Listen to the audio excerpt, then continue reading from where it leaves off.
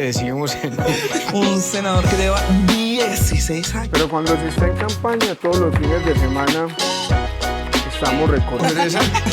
un abrazo a los andinos.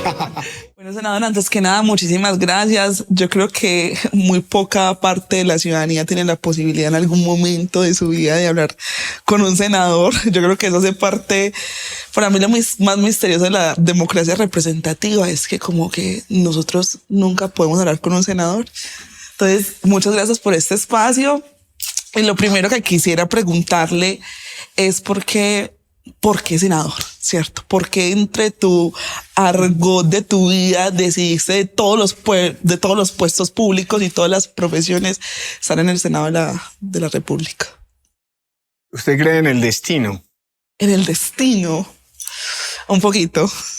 Bueno, yo creo que en la vida a los seres humanos nada nos pasa por casualidad. Todo obedece a la causalidad. Y mi relación con la política tiene mucho que ver, creo que con el destino y sobre todo con la vocación. Yo vengo de una familia que ha tenido políticos en su interior. Mi papá, por ejemplo, fue diputado a la Asamblea, era conservador laureanista. Cuando yo estaba en mi casa, en la escuela, en el colegio, en la universidad, como había tenido un papá político y eso me había impedido tener una relación muy directa con él, compartir mucho tiempo con él. Mientras estuve allí nunca pensé que la política pudiera ser el camino que escogiera para mi vida. Sin embargo, a veces no es lo que uno quiera, sino lo que la vida y desde luego la voluntad de Dios van definiendo y determinando. Yo me gradué muy joven del colegio, muy joven de la universidad. Me fui a trabajar a Bogotá a los 21 años. Allá pude continuar mi proceso de formación. En esas visitas que hacía de manera esporádica antes, donde estaba mi mamá, donde estaban mis amigos, los del colegio, los de la vida, algunos de ellos, sin que yo estuviera interesado en la política, empezaron a plantearme, oiga, Juan Felipe, ¿por qué no nos metemos aquí en un enredo y en un cuento y usted se viene a aspirar a la alcaldía del municipio? Y en esas conversaciones con ellos, no mi papá, no mi mamá, sino mis amigos, empezaron a inducirme hacia ese ejercicio. Por una razón, yo ejercí siempre una especie de liderazgo del afecto y la amistad. ¿Qué es eso del liderazgo del afecto y la amistad? Es que lo que a mí me daban lo compartía con los amigos. Entonces en la escuela a mí me mandaban con lonchera y a mí me gustaba mucho el fútbol. Y cuando uno nace y vive en un pueblo, tiene la oportunidad de estudiar con todo tipo de personas, de familias muy humildes, de familias más acomodadas, y no hay ahí ningún tipo de diferencia de clases, porque uno está en un entorno con todo tipo de niños y de niñas. Entonces mi mamá, que era muy querida y muy juiciosa, me daba la lonchera y lo que hacía yo en el colegio era compartir la lonchera, o cuando ya me daban la ración para llevar para el colegio. Ración. Entonces, así le decíamos antes a la plática que el papá o la mamá le daba a uno la liguita. Ración, suena mejor ración. Y entonces... ¿Cuánto te daban de ración? ¿Te acordás? En la escuela era lonchera. En el colegio me daba mi papá, me daba como 1.000 pesitos. Pero esos 1.000 pesos me alcanzaban, teníamos 3 descansos. Eso me alcanzaba para dos Coca-Colas y 2 platanitos maduros para mí. Y para compartir con 2 o 3 amigos. Entonces siempre... 1.000 pesos. Siempre fue un tema de compartir lo poco mucho que tenía, y esa era una especie de liderazgo del afecto porque uno lo hacía de manera desprevenida, pero eso en los amigos y en la gente iba generando como una sensación de... Una mella. De ayuda, con este muchacho podemos contar para que nos ayude, para que nos resuelva algún problema. Y cuando empecé a ganarme mi primer salario también, yo terminé la universidad por allá en el año 1999 y en el 2000 tuve la fortuna de que me ubicaran en Ecopetrol como profesional universitario. Yo creo que en ese momento era la empresa más importante del país. No lo es hoy por los errores que han cometido en el manejo de la misma, pero esa era una época dorada de esa empresa. ¿Y qué hacías en Ecopetrol? Y entonces yo era abogado de la vicepresidencia de Transportes, que era la que manejaba todos los poliductos y oleoductos del país. Y entonces me ganaba, recuerdo, 1.600.000 pesos. Un salario mínimo de hoy, más o menos. Y entonces, sí, era el mínimo de nuestros días. Okay. Y entonces no me alcanzaba para venir mucho a Andes. Yo iba a Andes cada 3 meses, cada 4 meses, porque pues tocaba pagar apartamento en Bogotá, la comida, en fin. Pero ese salario lo compartía también con los amigos o con la gente de Andes que me conocía, que me pedía un favor. Entonces nosotros en diciembre comprábamos los regalitos de los niños, hacíamos las parrandas de diciembre. De Baco. Baco era un bar de rock en Andes muy famoso. Hay bar de rock en Andes, wow. Ese se acabó, ahora está Sinforoso, que también es muy bacano, es como... ¿Y qué rock te gusta? No, rock en español, a mí me gusta mucho el rock en español. Entonces, eso surgió así, de la camaradería, de la amistad, de compartir lo que tenía. Y estando en Bogotá, pude hacer la especialización en la Universidad Externado de Colombia, luego la maestría en Gobierno y Políticas Públicas también en esa universidad, y que fui pues mejorando en el tema laboral. Cuando estaba de secretario general de la Contraloría General de la Nación, los amigos de Andes me invitaron a que iniciáramos un proyecto de vida en la política sin la voluntad de mi papá, de mi mamá. Yo un día tomo la decisión de renunciar a mi trabajo ahí, llegué a Andes, a la casa otra vez materna con mis maletas en el año 2007 y me fui a aspirar a la alcaldía. Era un proyecto muy difícil porque pues yo había salido de Andes desde los 15 y medio. Me conocían los amigos, pero yo realmente no conocía el municipio.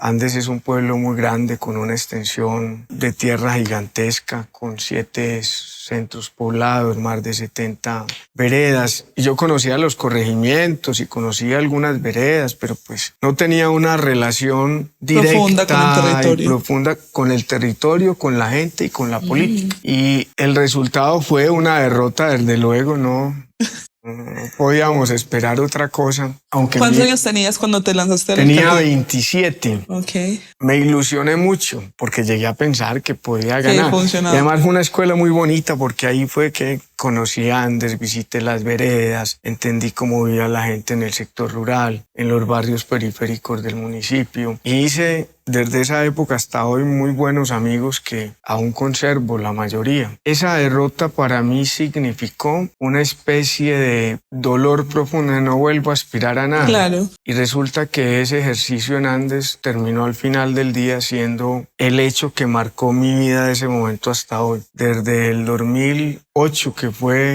eso fue 2007 la elección, pero desde esa época hasta hoy tomé la decisión de dedicarme única y exclusivamente a esta actividad. Luego, o sea, eres senador desde el 2008. Luego de eso fui candidato a la Cámara. En el 2010 y me elegí como el representante de la Cámara más joven de Antioquia. Tuve alrededor de 21.000 votos. Luego vino mi segunda reelección como representante. Pasé de 21.000 votos a 38.000. Luego vino mi primera elección como senador. Tuve 84.000 votos. Y mi última elección como senador ahorita en el 2022. 2022, sí. Que saqué alrededor de 88.000 votos. Desde ese hecho de Andes, desde esa conversación con los amigos, fue que esa llama que creo yo estaba inmersa en la genética, se despertó, aunque siempre ejercí ese liderazgo del afecto, de compartir, de querer ayudarle y servirle a aquel que tenía menos de lo que yo tenía o lo que no necesitaba. Ese fue como el principio y pensás presentarte ahora de nuevo en las próximas elecciones. Ya son 16 años de la vida, ininterrumpidos. Usted lo advertía ahorita. La mayoría de la gente tiene la percepción de que los senadores de la República son personas que están por allá. Lejanas.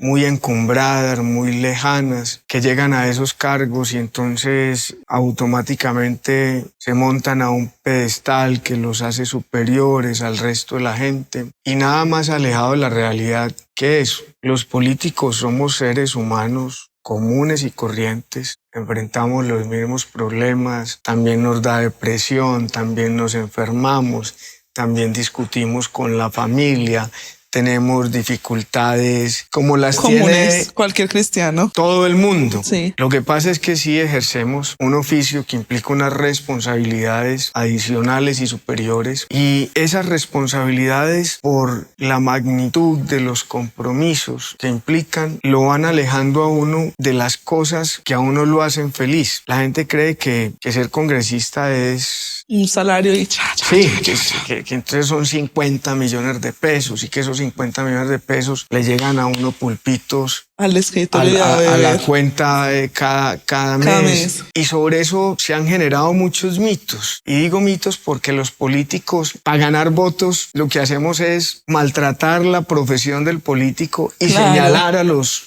políticos, otros políticos. 100%. Y eso da votos, porque la gente dice, no, esos tipos no trabajan, no van sino 2 días a la semana a Bogotá y se ganan 50 millones de pesos. Ley para que les bajen el salario. Y entonces los que quieren llegar nuevos allá dicen, sí, ese salario es muy alto y no trabajan y no hacen nada, y llegan allá y se les olvida la carreta con la que llegaron. Pero el tema es que si uno se va a dedicar a esta tarea, uno tiene que estar dispuesto a sacrificar cosas muy importantes. La más perjudicada siempre es la familia, desafortunadamente, porque cuando la gente decide darle un voto de confianza a un político, le está entregando, como usted lo advertía, su voz, le está entregando de cierta manera sus deseos, sus expectativas, para que él, en ese escenario donde esa persona no puede estar, o porque no tiene la capacidad, o porque no tiene liderazgo, o porque le falta valentía para enfrentarse a un escenario de la política, él le entrega a usted la responsabilidad de que vaya a hablar por él, claro, en donde se toman las decisiones más importantes del país, las que afectan o benefician a la gente. Entonces la política implica vocación, implica sacrificio, implica también entender que ya no es la vida del político, sino que sus decisiones no pasan solo por lo que él quiera, sino por aquello que representa y defiende. Entonces, para un político es muy complicado dar un paso al costado. Yo siempre pensé que 16 años en el Congreso eran suficientes, pero ahora que voy a cumplir los 16 años ininterrumpidos allá, que tengo 48 años, y que tengo una cantidad de personas que a lo largo de todos estos años han venido aportando su granito de arena para darme a mí la oportunidad de estar allá ocupando una curul en el Senado. De más de 50 millones de colombianos, solamente 105 personas tenemos esa posibilidad claro de estar allá representando a la gente. Entonces, no se trata de mí, se trata de la gente que represento, que defiendo, y si yo tomara la decisión de no aspirar, esas más de 80.000 personas que es llenar un estadio, eso tiene una dimensión muy berraca. Sí. Eso no es coger la familia, los tíos, ya sienten aquí, no, son 80.000 personas que van y deciden dar un voto de confianza por usted. Entonces a mí me queda muy difícil marginarme de eso. Con los amigos, con la gente en el país, además porque no solamente es Antioquia, por mí votan en toda Colombia. Claro. Es muy complicado uno decir, no voy más.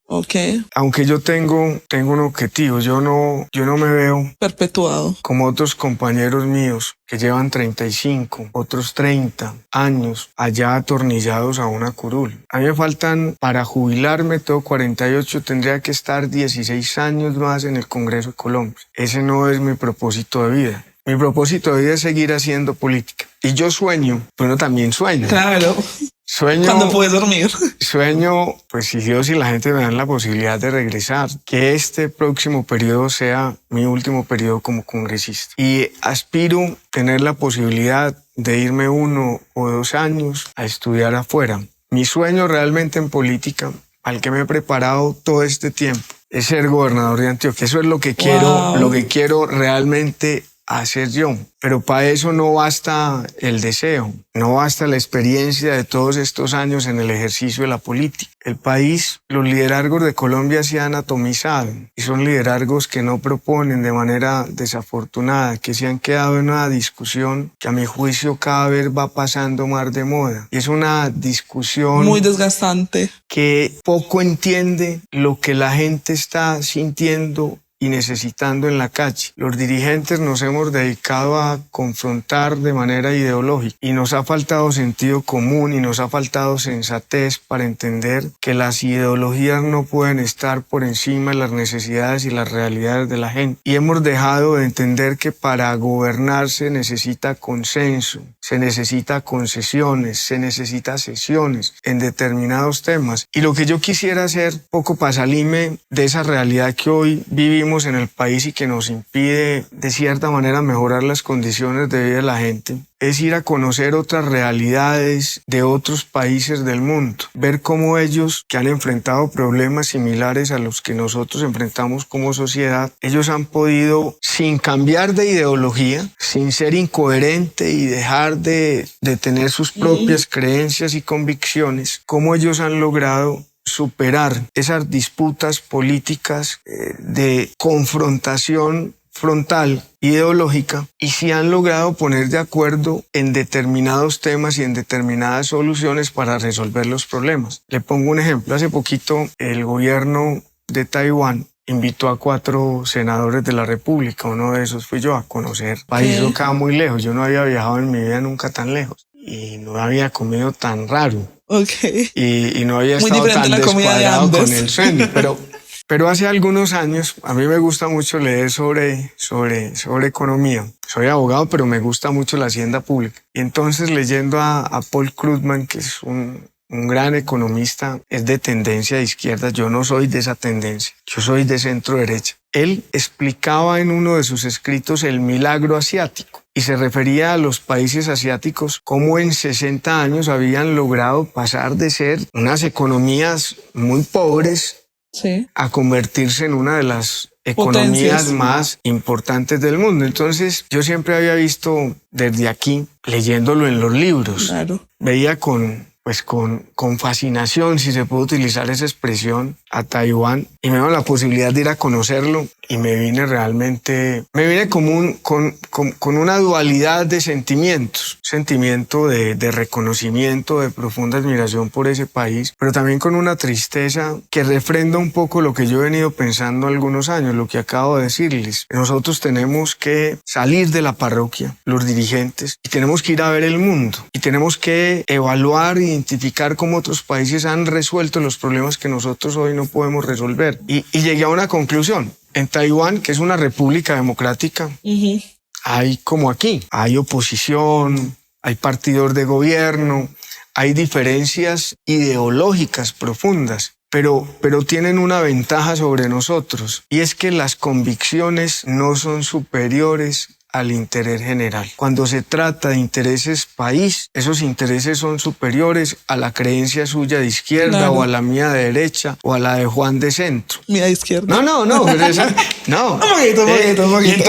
Y entonces Taipei, por ejemplo, que es una ciudad donde viven más de 11 millones de habitantes, una ciudad gigantesca. Aquí, por ejemplo, cuando planteaban el tema de las vías de 2, 3 pisos, allá ese es un tema resuelto. Los problemas de movilidad en esa ciudad que está llena de gente, son como hormigas, usted hay gente en todo lado, tienen autopistas hasta de 3 pisos. Y entonces, claro, si usted quiere ir más rápido, pues tiene que pagar más. Claro. Entonces, mientras más abajo va, más lento el tráfico, pero más barato. Okay. Pero si quiere llegar rápido a la casa, coja la autopista más alta, pero pague por eso. Pero ¿no piensas que eso genera como unas dinámicas de injusticia social, en el sentido como que si tenés plata puedes tener el privilegio de ir rápido, y si no... Pero eso tiene un sentido. Si los que tienen con qué pagar un servicio superior en materia de movilidad, pues esos carros van a dejar de transitar por las vías que utiliza el transporte público, que utiliza el grueso de la gente, y eso genera un efecto de mejorar la movilidad para todos. Ahora, a diferencia de nosotros, ellos tienen unos servicios públicos de primera calidad. Uno, por ejemplo, recorre el país, uno va de punta a punta de la isla de Taiwán en un tren bala que tiene unas tarifas diferenciales. Pues si usted quiere una silla más cómoda, paga más, claro. Que una silla normal paga menos, pero usted recorre el país en 2 horas y media como si estuviera pagando un tiquete del metro. Es que es un componente de muchas cosas, es infraestructura, es transporte público de buena calidad, Y ese país, por ejemplo, entonces allá fueron capaces de desarrollar su propia aviónica, todo el tema de chips. Ellos son los campeones del mercado de chips, pero ¿qué hicieron ellos? Entendieron que habían unas debilidades y unas potencialidades y se concentraron en eso. Y a eso no le metieron ni izquierdas, ni derechas, ni ideología. Y tienen un servicio de salud increíble, como nuestra reforma mixto, claro, con participación del sector privado e inversión pública. Y entonces me sorprendió mucho. Aquí cuando uno está enfermo, uno va a urgencias y allá lo atiende una enfermera y le hace el triaje y le toma la presión, le mide la temperatura y ella es la que determina en qué grado, en qué grado. Allá no, allá tienen una máquina que eso me sorprendió muy. Para un montañero como yo de Andes. 100%. Sí, 200%. 200% montañero. Una máquina, es una silla. Y te escanea. Como aquí hay una pantalla. Sí. Tiene un escáner, tiene ¿cómo se llama ese aparato? El que le mide a uno el oxígeno. Oxímetro. El oxímetro. Y usted llega, pone su carnet que tiene un chip, sí, lo pone. Entonces la pantalla le mira a usted los ojos. Sí. No es que usted le preste el carnet a Pedro y Pedro vaya y no. Solamente es para usted. Okay. Y entonces eso le hace a usted un análisis completo de su estado de para salud. Categorizar. Y entonces tiene un escáner y le dice póngase el escáner aquí, póngaselo acá. Y allá al otro lado los tiempos de yo no sé son muy dónde rápidos. hay un médico que está observando ese análisis inicial que a usted le hacen y le dice a dónde tiene que ir sin que te quiera hacer fila. Claro. O si es un tema de una fiebre normal y no hay nada, pues le dice... vaya para la casa, una acetaminofén. Sí. Es una cosa... de locos. Pues para nosotros es un tema... Claro. Vení, Juan. Es lo que yo quiero hacer. Sí. Un último periodo. Conocer el mundo, hacer este último periodo, irme 2 años a conocer esas experiencias, para venir aquí a poder plantear cosas... no distintas, pero cosas que sirvan a ayudar a resolver los problemas que hemos tenido siempre. En el día a día. Los problemas del país son cíclicos. Si usted estudia la historia de Colombia, se dará cuenta que son los mismos problemas de siempre. Mira, vos que has estado 16 años, pues en ese ejercicio me imagino que vos lo que evaluás, por ejemplo, ahora que es la primera vez que, por ejemplo, tenemos un gobierno de izquierda, ¿cómo se siente desde el ejercicio de estar en el poder, ver la evolución en la que la política va, por ejemplo, en un nuevo gobierno con una tendencia distinta con respecto a cuando vos empezaste el ejercicio? A ver, esto ha sido nuevo para todos. Yo he sido en este gobierno oposición. Pero eso no es muy claro, Juan, porque vos venís del partido de la U y yo te digo, Juan, en el imaginario de la gente, si vos me preguntas a mí que soy una ciudadana de a pie que medio lee noticias y me dicen el partido de la U, yo en mi histórico tengo, lo empezó Uribe, después se lo rehubo Juan Manuel y ahora no sé si son de gobierno o son en contra del gobierno. Explicamos. A excepción de 2 partidos en Colombia, que son el Pacto Histórico y el Centro Democrático. Los demás partidos, de manera desafortunada, han terminado siendo una especie de partidos... fragmentados. No solamente fragmentados, además de eso, partidos sin unas definiciones claras en materia de principios, pero no son los partidos, son las personas que hacen parte de esas colectividades. ¿Y qué le ha pasado a mi partido? Mi partido es un partido de estructuras políticas, al igual que el grueso de los otros partidos, y esas estructuras políticas las definen de manera desafortunada no los principios, no las convicciones, no las creencias, sino las conveniencias. Entonces, ¿qué ha pasado con el partido de la U? El partido de la U surgió como un partido de gobierno en el segundo mandato del presidente Uribe. En los 2 mandatos del presidente Santos fue gobierno. En el de Duque se fracciona. Quienes teníamos un pensamiento de centro derecha acompañamos al presidente Duque y quienes no lo hicieron. Y en este gobierno sucede lo mismo, solamente con el voto mío en contra. Ojo a esto. El partido se declara de gobierno, a pesar de que no había apoyado a Petro. La mayoría de mis compañeros no apoyaron a Petro. Yo no lo hice. Y Petro les propone, vengan, yo los recibo. Y de 10 senadores, el único que dijo que el partido debería mantenerse en independencia fui yo. Me derrotaron. Desde ese momento hasta hoy, de 10 senadores, hoy hay aproximadamente 7 senadores que están... hacen parte de la coalición de gobierno. En contra, no, habían 8 que fueron coalición de gobierno. Sí. Hasta antes de la reforma laboral. Que tú fuiste ponente de la reforma. reforma. Fui ponente, pero no solamente ponente, coordinador. Y me tocó sacarla adelante. Pero ahorita hablamos de eso. Sí, sí. Hoy, a ver, en estos años solamente 2 hemos estado en la oposición. Pero la oposición no es salir a maltratar al adversario. La oposición, a mi juicio, como la he ejercido, ha sido una oposición crítica, argumental. ¿Por qué estoy yo en el partido de la U? Porque yo también tengo algo de rebeldía. Yo no soy de esas personas que les guste tragar entero, que tengan que decir lo que otros le digan que tengan que decir. Claro. Estoy en el partido de la U porque me han respetado la rebeldía. No es dogmático. Porque me han respetado mi capacidad de discernimiento frente a los diferentes temas que se discuten en el Congreso de la República. Y yo no soy un hombre radical. A veces me planto en mis posturas, pero cuando siento que mis argumentos son superiores a los de los otros. ¿Y cómo pruebo yo eso? Muy sencillo, yo no soy petrista, soy su contradictor, pero soy su contradictor argumental. Lo soy ahora y lo fui como senador de la República. Yo me preparaba en el Congreso anterior, me preparaba para ir a enfrentar a Petro en el debate y a Robledo, que eran las 2 figuras más representativas de la izquierda y de la oposición en el gobierno del presidente. Y hacían un trabajo como senadores, ¿te parece bueno? Un buen trabajo como senadores. Y yo leía los mismos autores de ellos, los sigo leyendo. Leía a Stiglitz, leía a Piketty, leía a Krugman.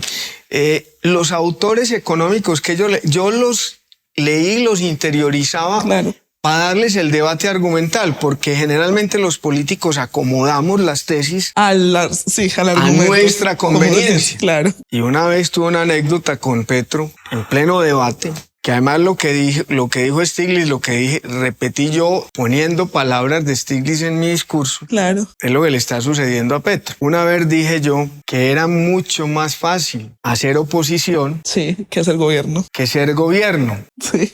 Y entonces Petro se paró de su curul y me decía, mentiroso, usted está citando mal a Stiglitz. Y yo tengo una costumbre, yo ando con el libro en el morral y lo subrayo. Cuando terminaba la ley y le mostré el libro y me dice, pero textual, lo que yo había hecho textual, y me dice él, ¿cierto que ese libro es nuevo? Yo, sí señor, ese libro es nuevo, ese libro salió apenas hace poquito y por eso no lo he leído, ¿ya? Pero me preparaba para eso. En este congreso, este congreso ha perdido mucho nivel. ¿Pero te parecía que, por ejemplo, el congreso con Petro de senador era un congreso más interesante que el congreso que tenemos ahora? Claro, pero no solamente con Petro, es que estaba también el presidente Uribe, que es una lumbrera, estaba Robledo, que también es un hombre inteligente. ¿Tú sientes que este congreso nuevo? Estaba Mocus, el doctor Mocus también era un tipo valioso, estaba Lara, ¿no? Ahí había una gente... ¿Este congreso te parece más mediocre intelectualmente? Totalmente, con el respeto de mis compañeros. Pero este congreso se convirtió en un escenario de discusión ideológica. Eminentemente ideológica. Solo hay ideología en el congreso. Y no hay ideología con argumentos. Son ataques personales, individuales, señalamientos de unos a otros que mucho no le hacen bien al país. Mucho. Si usted ve una plenaria del Senado hoy, son muy poquitas las plenarias donde no hay, donde hay discusión argumental. Eso se ha perdido en el Senado de la República y la Cámara sí se volvió un circo completo. 100%. Pero al Congreso le hace falta eso, rigor intelectual, le hace falta análisis sobre los diferentes temas. Yo creo que si usted le preguntara a cualquier congresista si entiende cuál es la diferencia entre izquierda y derecha, no es que los de izquierda defendemos las causas sociales y los de derecha defienden los empresarios, las clases. Eso es cuento chimbo.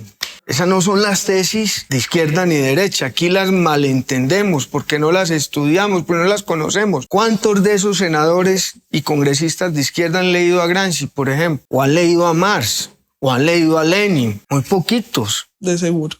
¿Y cuántos de los de nosotros han leído a Adam Smith, han leído a Angus Deaton, han leído a Thomas Sowell, han leído los pensadores y autores que defienden esas tesis de derecha, que son seguridad, libertad de mercado, defensa de los derechos individuales? Los problemas realmente tienen ideología. Claro. Que ese es el problema de nosotros. Aquí creemos que los problemas son de izquierdas o derechas. No. Los problemas sociales no tienen causas. Entonces, por eso no te preocupa tanto la convergencia del partido de la U, que cada quien decida. A mí me parece importante estar en la U porque me dan la posibilidad de plantear los debates como los creo y los considero. Y yo, por ejemplo, cuando ganó Petro, listo, ganó trabajar por el país. Claro. Declarémonos en independencia porque Petro representa unas tesis muy diferentes a las que nosotros hemos venido defendiendo a lo largo de los años. A ellos no les importó más la conveniencia. O sea que vos dentro del partido hay algún tipo de tensión con tus compañeros de la bancada. Claro que ha habido tensión, pero tensión argumental. Lo que pasa es que cuando uno respeta a los compañeros, cuando uno no los maltrata por sus posturas, cuando uno no los señala, yo no jamás he salido a señalar a un compañero que esté con el gobierno. Yo respeto eso. Cada quien responde por sus propios actos. Ellos verán cómo los observa la gente. Seguramente la gente los verá como incoherentes, sí. Pero ese no es mi problema. Es problema de ellos. Claro. Cada quien hace la política como la entienda y como pues, le permita mantener su cauda electoral. Claro. Pero el tema es, mire, yo siento, más allá del tema de izquierdas y derechas, que Petro desaprovechó una gran oportunidad de hacer cambios que el país requería y necesitaba. Más allá de que él venga de un proceso de lucha y de formación de izquierda, claro. Y lo hizo, desaprovechó esa posibilidad porque Petro nunca entendió que una cosa es hacer oposición, que una cosa es defender unas causas, unas creencias, que eso no está mal. Yo valoro y respeto a la gente que es coherente, que se hace moler por las causas en las que cree. Pero cuando uno, Dios, la vida y la gente tiene la oportunidad de llegar a ser el presidente de Colombia, el hombre más importante del país, uno no puede llegar a ese escenario pensando en que solamente va a gobernar para las personas que lo eligieron. Porque Colombia es un país diverso y es un país en el que hay demasiados intereses y es un país en el que si esos intereses no se concilian, no funciona absolutamente nada. Nosotros somos el país más violento del continente. ¿A usted le gusta la historia? Sí, me gusta. Usted sabe que nosotros hemos tenido a lo largo de la formación de este país como república, hemos estado viviendo en un conflicto permanente que nunca se ha acabado. Claro. Que logramos la independencia, pero que esa independencia inicial generó una división entre los próceres de la independencia, unos defendiendo la tesis del centralismo y los otros del regionalismo, del federalismo. Y eso dio lugar a que en un momento tuviéramos dos presidentes después del grito de independencia. Camilo Torres por un lado y Antonio Nariño por otro. Antonio Nariño defendiendo la tesis del centralismo, que es la que se ha impuesto a lo largo de los años, después de varias guerras civiles. Y Camilo Torres, que era un líder muy importante del Cauca, defendiendo la tesis del federalismo. Entonces vino ahí la patria boba. ¿Por qué la patria boba? Porque nuestros líderes que declaran la independencia se independizan, pero empiezan a pelear entre ellos, defendiendo ¿qué? Intereses individuales. Y vino Pablo Morillo, nos jodió otra vez, y ahí empieza ese periodo de la guerra-muerte que hoy el presidente enarbola sin entender el contexto histórico. Porque sabes que en este contexto que me estás dando, Juan, ¿cierto? Como entre los intereses de las banderas y los intereses del común, me parece súper interesante que vos seas coordinador ponente de la reforma laboral, que al mismo tiempo es una reforma que ha impulsado el gobierno. ¿Cómo fue eso ahí? Ese fue uno de los retos legislativos, yo creo que es el más importante que me ha tocado enfrentar en estos 16 años. Por el contexto, por el momento político, porque esa reforma también dejó de ser una reforma técnica y se convirtió en una reforma emocional. y por mis creencias y por mis convicciones. Yo soy uno de los senadores que más defiende la empresa privada del país. Yo tengo una profunda convicción de que el sector empresarial es uno de los pilares fundamentales de nuestra nación.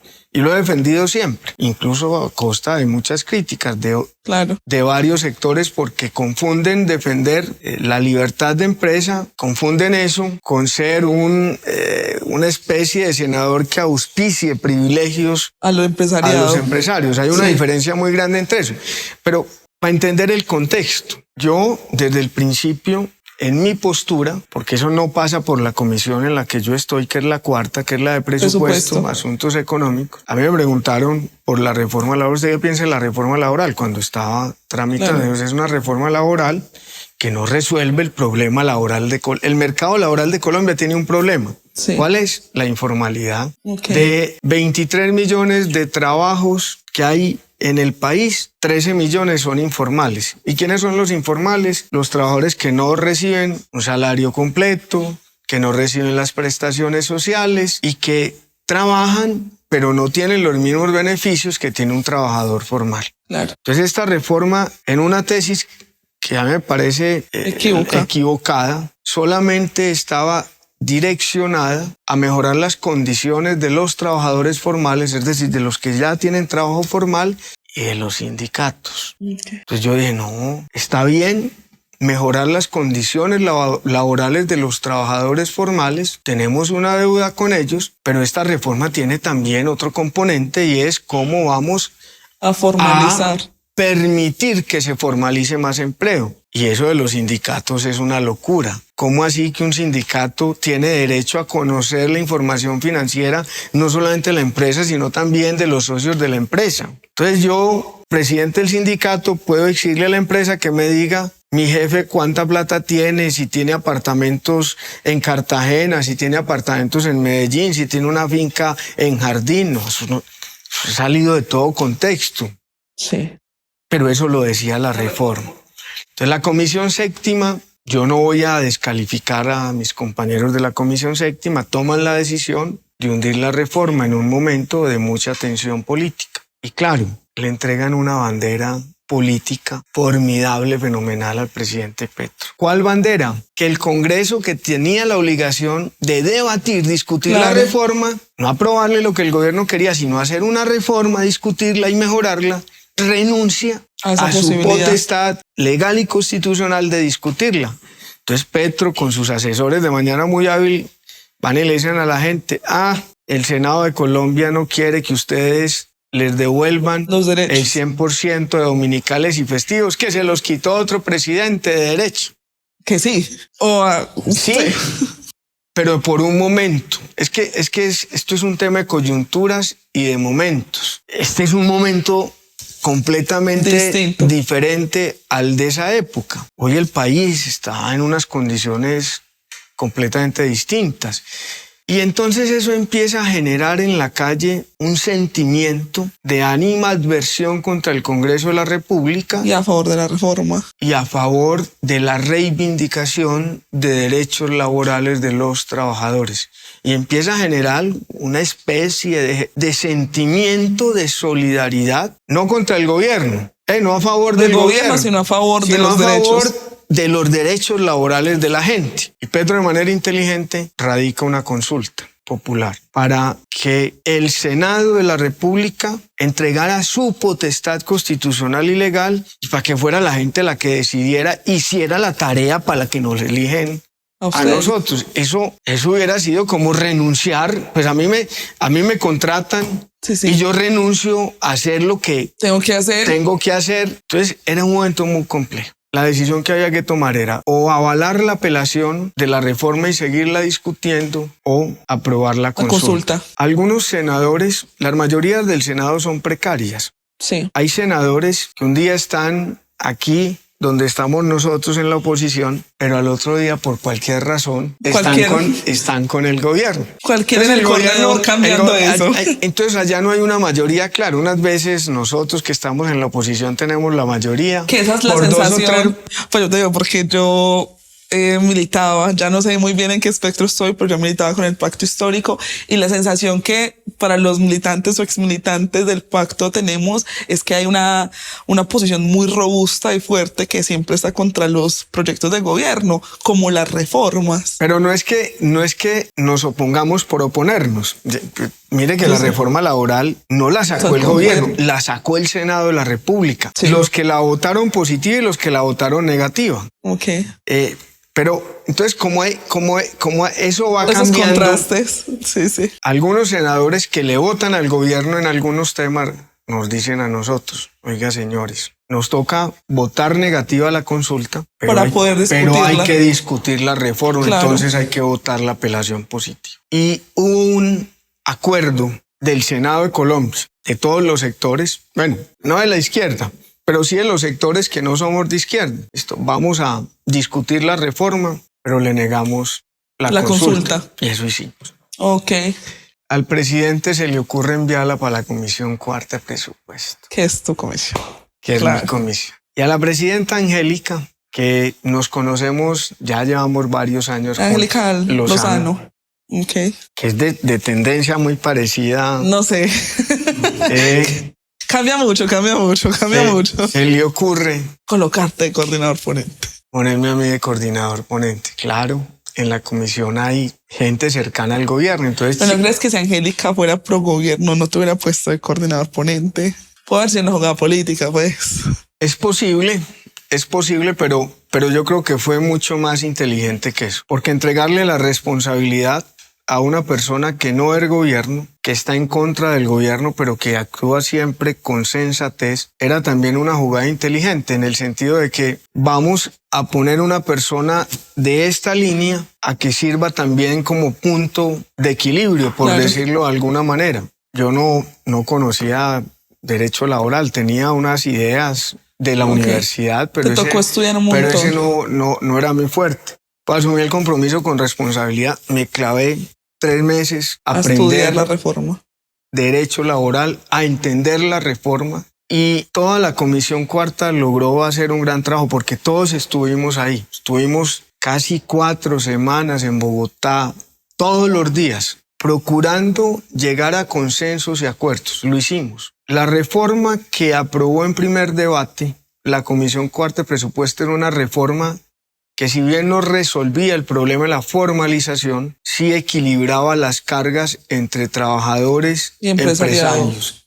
Y era una reforma que eliminaba de la que venía de Cámara todo ese componente ideológico que le habían incorporado. ¿Y qué pasó en la plenaria? Yo de esa reforma lamento, me parece que había que reivindicar derechos laborales. Yo siempre pensé, y eso pues no ha estado por fuera de mi imaginario. Yo les dije ahora, a mí me mueven los argumentos, y era un momento importante para devolverle derechos laborales a los trabajadores.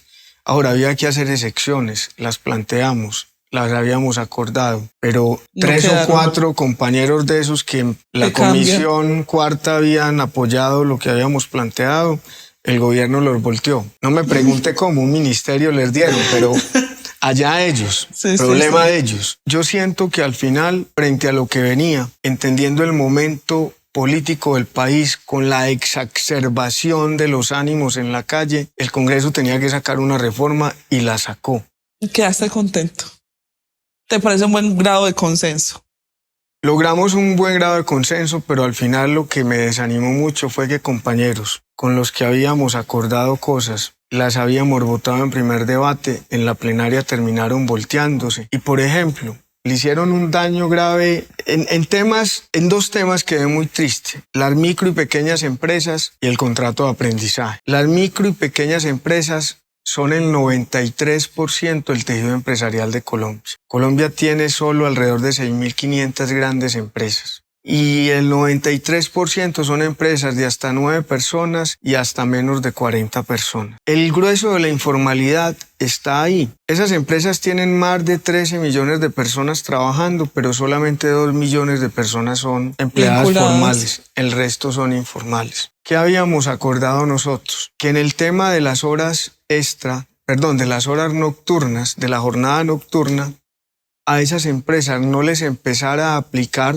la nueva jornada de 7 a 6 de la mañana hasta que el gobierno no presentara un proyecto de ley con un régimen individualizado para esas empresas, como existe en otros países del mundo. La legislación laboral en países como Perú, para poner un solo ejemplo, es diferencial frente a las medianas y grandes empresas y las pequeñas y las microempresas. ¿Por qué? Porque son las más sensibles, porque son las que más facilidades tienen de eliminarse, son muy vulnerables por la vulnerabilidad que tienen frente a todos los costos en materia de impuestos.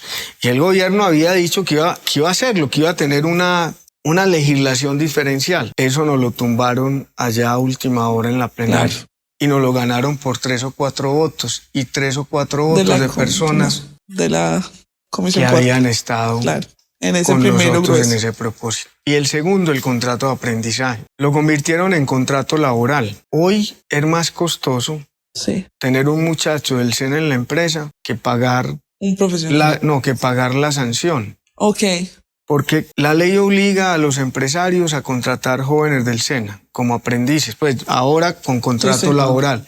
Y eso cuesta alrededor de 2.500.000 pesos con todas las prestaciones mensualmente. Y resulta que la sanción vale como 2.200.000 pesos. Entonces yo, empresario, que antes contrataba muchos aprendices, habían más de 300.000 aprendices en el país, en todo el tejido empresarial. Yo ahora, para no enredame, puedo pagar una sanción de 2.300.000. Me sale más barato pagar la sanción que pagar al aprendiz. Y eso no lo entendieron, porque lo volvieron una bandera política. No, es que tenemos que convertir el contrato de aprendizaje en contrato laboral. Nos derrotaron la primera votación.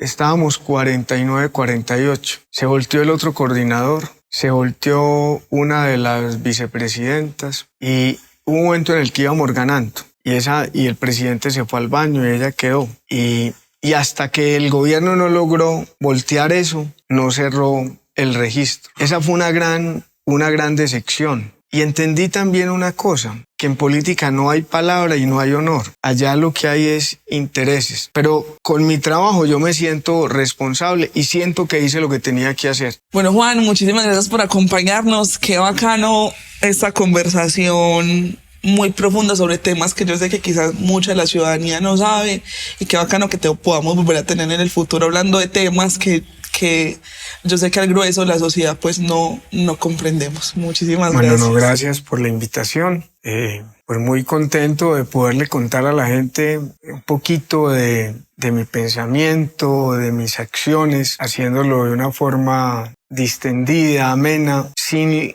el rigor de los formalismos que implica fijar una postura en un atril o en una curul del Senado de la República. Ay, qué rico. Saludos a Andes, Antioquia. Saludos a la gente. Un abrazo a los andinos. Chao, mil gracias. Y a mi mamá. Y a los amigos de Andes, toda la vida. Andes y Antioquia. Chao.